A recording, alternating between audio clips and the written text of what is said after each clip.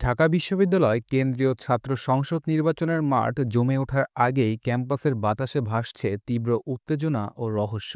এবারের আলোচনার কেন্দ্রে কোনো হেভিওয়েট প্রার্থী বা প্রতিষ্ঠিত ছাত্র সংগঠন নয়, বরং একটি নাম, ফাতেমা তাসনিম জুমা। শিবির সমর্থিত ঐক্যবদ্ধ শিক্ষার্থী জোট প্যানেল থেকে মুক্তিযুদ্ধ ও গণতান্ত্রিক আন্দোলন বিষয়ক সম্পাদক পদে তার আকস্মিক আবির্ভাব এক নতুন রাজনৈতিক সমীকরণের জন্ম দিয়েছে, যা প্রতিপক্ষ শিবিরগুলোকে একযোগে নাড়িয়ে দিয়েছে।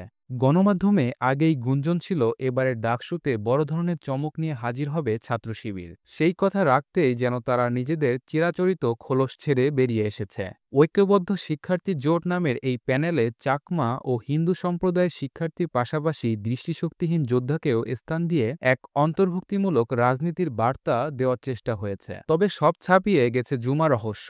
ইনকিলাব মঞ্চের ঢাকা বিশ্ববিদ্যালয় শাখার সদস্য সচিব এবং ক্যাম্পাসের একজন পরিচিত শাহবাগ বিরোধী মুখ হিসেবে পরিচিত ফাতেমা তাসনিম জুমা কখনোই শিবিরের রাজনীতির সঙ্গে যুক্ত ছিলেন না। তাহলে কেন তাকে নিজেদের প্যানেলের গুরুত্বপূর্ণ পদে বেছে নিল শিবির? এই প্রশ্নই এখন ঘুরপাক খাচ্ছে সবার মনে। জুমাকে সামনে আনার পর থেকেই যেন এক অদৃশ্য যুদ্ধ শুরু হয়ে গিয়েছে।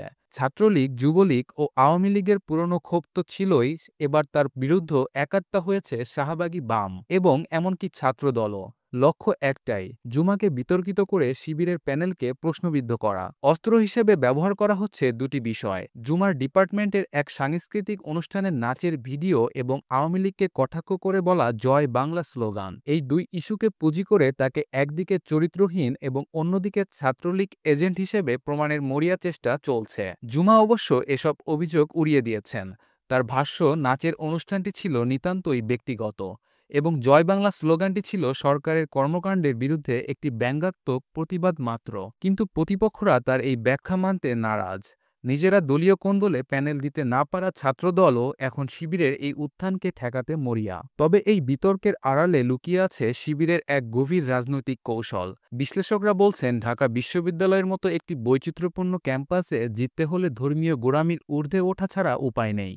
এখানে বোরকা পরা শিক্ষার্থীর যেমন ভোট রয়েছে, তেমনি আধুনিক পোশাকের শিক্ষার্থীরও সমর্থন প্রয়োজন। তাই সবার কাছে পৌঁছানোর জন্য জুমাকে অন্তর্ভুক্ত করা তাদের একটি বড় রাজনৈতিক বাজি। সমালোচকরা যখন শিবিরের আদর্শগত বিচ্যুতির কথা বলছেন, তখন সংগঠনটি হয়তো ভাবছে কাউকে আদর্শের পথে আনতে গেলে তাকে আগে কাছে টানতে হয়।